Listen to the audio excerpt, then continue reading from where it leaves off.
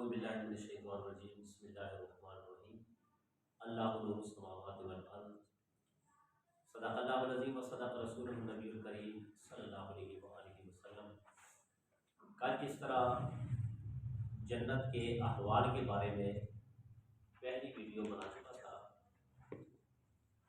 आज दूसरी वीडियो में हम जन्नत के तस्करे करेंगे कि अल्लाह रब्बुल इज़्ज़त की जन्नत कितनी हसीन, कितनी जमील, कितनी प्यारी है। नबी पाक सल्लल्लाहु अलैहि वसल्लम फरमाते हैं कि दुनिया में अदने से अदना मुसलमान, अदना सा अदना मुसलमान अमाल के हिसाब से, अगर उसके अमाल इतने कमज़ोर है कि वो बल्कि वो जहन्नम भी चले जाता है और जहन्नम से निकलकर फिर जन्नत में जाता है, तो प्यारे नबी करीम सल्लल्लाहु अलैहि वसल्लम ने फरमाया कि आपकी दुनिया जितनी है ना, आपकी जितनी दुनिया है, यानी कि मशरिक से शुमाल तक, शुमाल से जनूब तक, मगरिब तक, ये सारे चारों कोने मिला के जितनी बड़ी दुनिया है, इस दुनिया की तरह उसको 10 जन्नतें मिलेंगी।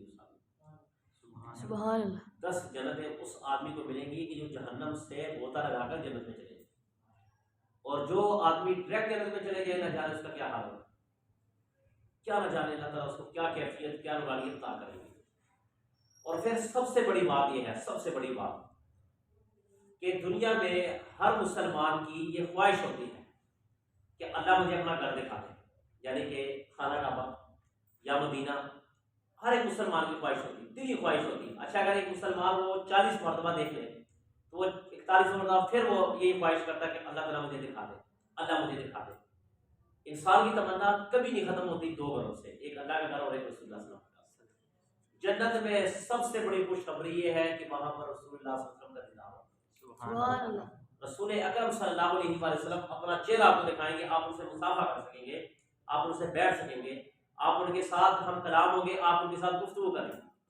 कि जो आदमी जन्नती होगा जाएगा, अल्लाह के नबी सल्लल्लाहु अलैहि वसल्लम से पूछेगा, या रसूलल्लाह, हमने आपको देखा नहीं था, हमने आपको सुना नहीं था, मगर उसके बावजूद आप पर ईमान लाए, आपके कलाम पर ईमान लाए, या रसूलल्लाह हम आपकी उम्मती हैं।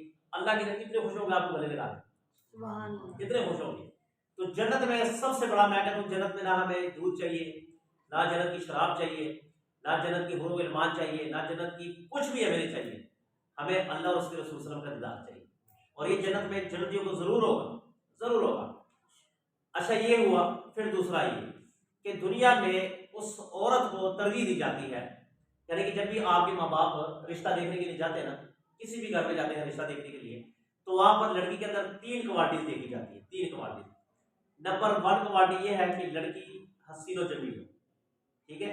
दूसरी क्वालिटी है कि लड़की कोडू, छोटे कद की ना हो, छोटे, बल्कि तरजीह दी जाती है लंबे कद वाली लड़की को, ठीक है, लंबे कद वाली लड़की को तरजीह दी जाती है। तीसरा ये है कि वो लड़की की आंखें बड़ी हो, मोटी आंखें हो, बड़ी आंखें। ये दुनिया की आंखों में ज़ाब्त उसूल और ज़वाबित बता रहा हूँ कि जब रिश्ता देखी जाती है 3 क्वालिटी उसमें देखी जाती है, ये 3 क्वालिटी में पूरी है। आपने देखा होगा बाज़ जगह जाते हैं, वहाँ पे देख के आते हैं कि इस लड़की को देखा जाता है, लड़की का हुस्न और जमाल होता है, मगर कद उसका छोटा तो उसको रिजेक्ट कर देते हैं, ठीक है। फिर दूसरी जगह जाते हैं, कद भी सही है, आंखें भी सही है, रंग काला है, वहाँ भी रिजेक्ट कर देते हैं। यानी कि बहुत मुश्किल से रिश्ते मिलते हैं, अगर मिल भी जाए तो बड़ी गनीमत की बात है। जन्नती आदमी को वहां पर जो हूर मिलेगी, जो हूर मिलेगी अल्लाह ताला की तरफ से, देखे ऐसा इनाम, उसका लंबा कद होगा, ठीक है।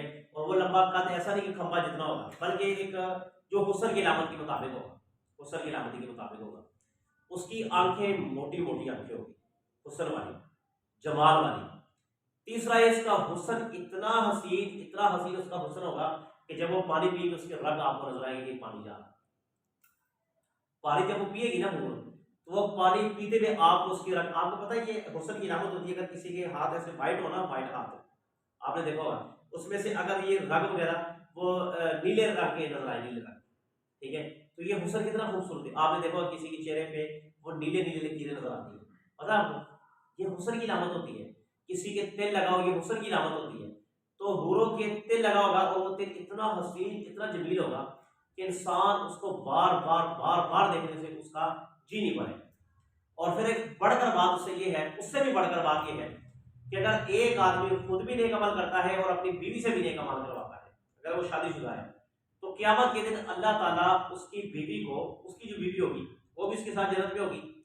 अच्छा, अगर उसकी जो बीवी उसके साथ जन्नत में होगी ना, कहते हैं कि सारी जन्नत की हूरें मिलकर उसकी बीवी का हुस्न का मुकाबला नहीं कर सकती। उसकी वजह बता क्या होगी?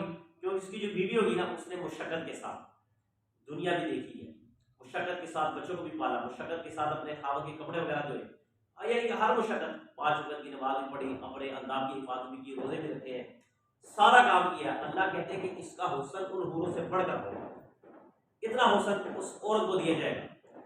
अच्छा, फिर जन्नत में ये है कि आज आप देखते हैं, अगर आपको अंगूर पसंद है तो आप किसी रेडी से अंगूर लेते हैं ना, अंगूर लेने जाते हैं, अंगूर आप उठाते हैं, 1 किलो लेते हैं, 1.5 किलो लेते हैं, आधा किलो लेते हैं, तो घर जब लेकर आते हैं तो उसमें आधे अंगूर या कुछ अंगूर खराब लेकर आते हैं। बाद अंगूर सारे सही होते हैं मगर उनमें मिठास नहीं होती, कड़वाहट होती है, इंसान का जी नहीं करता, खाने छोड़ देता है। जन्नत में आप जाएंगे ना, जन्नत में आप जाएंगे, अल्लाह ताला हम सबको ले जाए। आमीन। जन्नत में अंगूर का दाना मटका नहीं होता, पानी वाला मटका, एक दाना उस मटके के बराबर होगा, मटके के बराबर, यानी कि वो पानी वाला मटका देखा ना आपने गाँव में, यहाँ पे तो बहुत कम है, तो गाँव में होता मटका, वो एक मटके के बराबर शाख में ना पता नहीं कितने मटके लगे होंगे, कितने मटके लगे होंगे।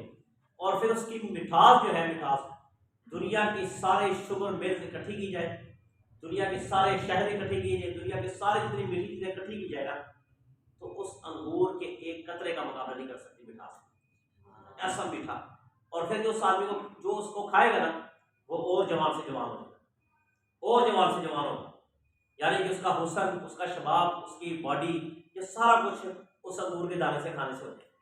यानी कि अल्लाह ने हर एक जो चीज़ होगी ना खाने में, उसके लिए उसमें शिफा है, उसमें उसके लिए बीमारी नहीं है, उसमें उसके लिए ताकत है, शबाब, हुस्न है।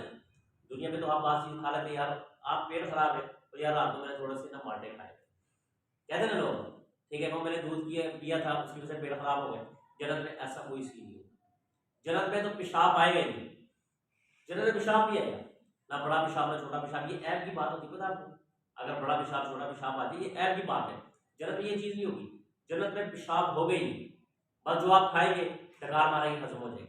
हत्ता के रिवायात में आता है, नबी पाक सल्लल्लाहु अलैहि वसल्लम फरमाते हैं कि एक जन्नती आदमी इस तरह तख्त पर ना, तख्त पर इस तरह ऊपर आसमान की तरफ ऐसे देख रहा होगा, उसने तकिए के साथ ना ऐसे लगाए होंगे और बड़े प्यार में वो जन्नत के नज़ारे देखेगा।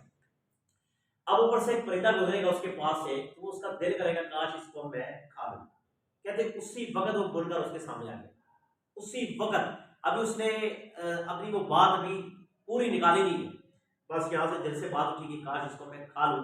अब वो बात याद आ गई, अल्लाह कहते हैं कि उसी वक्त वो परिंदा आएगा, उसके सामने बूढ़ा हुआ है, वो बूढ़े हुए परिंदे को खाएगा, खाकर वो डकार मारेगा, डकार, इसका पेट फुल हो गया, ये तंदुरुस्त हो गया, उसके बाद वो परिंदा जिंदा होकर मार हो, क्योंकि जन्नत में मौत नहीं है, पता आपको, जन्नत में मौत नहीं है, परिंदे को भी मौत नहीं है, वो परिंदे बनाए आपके लिए, वो बनावटी परिंदे आपके लिए बनाए। बनावटी से बना क्या मुराद, वो ये बनावटी नहीं है दुनिया में कि जो रखे होते शीशों में, नहीं, बल्कि वो इंसान को खुश करने के लिए वो परिंदे बनाए हैं। आप खा लोगे, आपको डकार आ जाएगा, डकार के मतलब परिंदा दोबारा उठ के चले जाएगा।